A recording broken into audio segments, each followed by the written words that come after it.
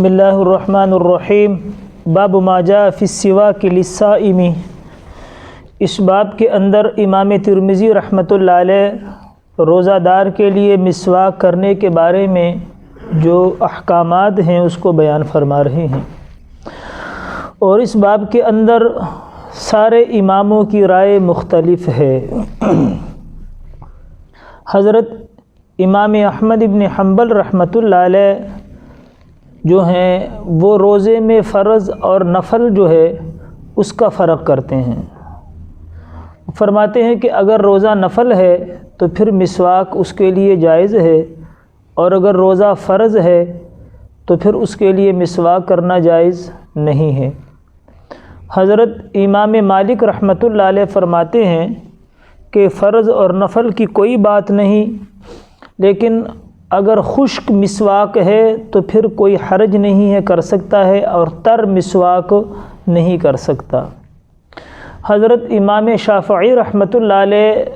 وہ خشک اور تر اور نفل فرض کی بات نہیں کرتے، وہ کہتے ہیں کہ زوال سے پہلے مسواک کر سکتے ہیں چاہے کوئی بھی ہو، لیکن زوال کے بعد مسواک نہیں کر سکتے، اور دلیل یہ دیتے ہیں کہ بخاری شریف کی حدیث ہے کہ آپ علیہ الصلاۃ والسلام نے فرمایا کہ اللہ کے نزدیک روزہ دار کے منہ کی بدبو اللہ کو مشک سے زیادہ پسندیدہ ہے۔ تو وہ فرماتے ہیں کہ بھئی اس میں جو آدمی کے منہ کی بدبو جو اللہ کو پسندیدہ ہے مسواک سے وہ زائل ہوتی ہے۔ اس کا جواب یہ ہے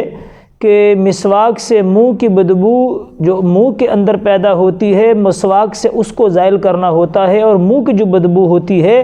وہ اصل میں جب معدہ خالی ہوتا ہے تو ظہر کے بعد زوال کے بعد پھر معدہ جب خالی ہوتا ہے تو نیچے سے غبار آتا ہے منہ میں، اور وہ منہ میں ٹھہر جاتا ہے جس سے منہ کے اندر سے بدبو آنے لگتی ہے۔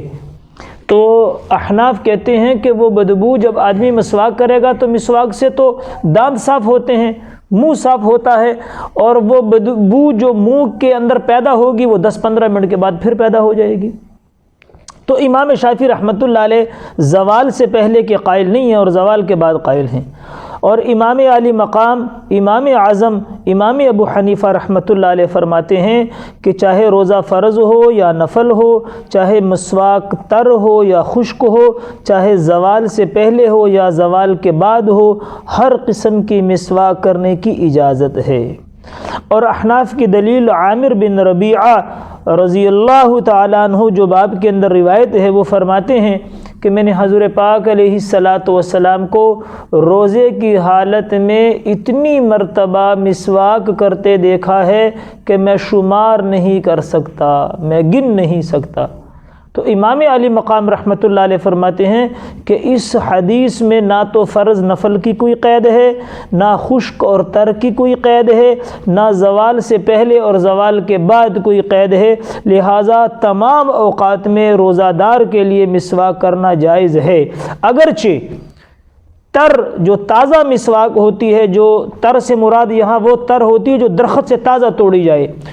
اس کا اگرچہ ذائقہ حلق کے اندر محسوس بھی ہو تب بھی جائز ہے، تب بھی کیا ہے؟ جائز ہے۔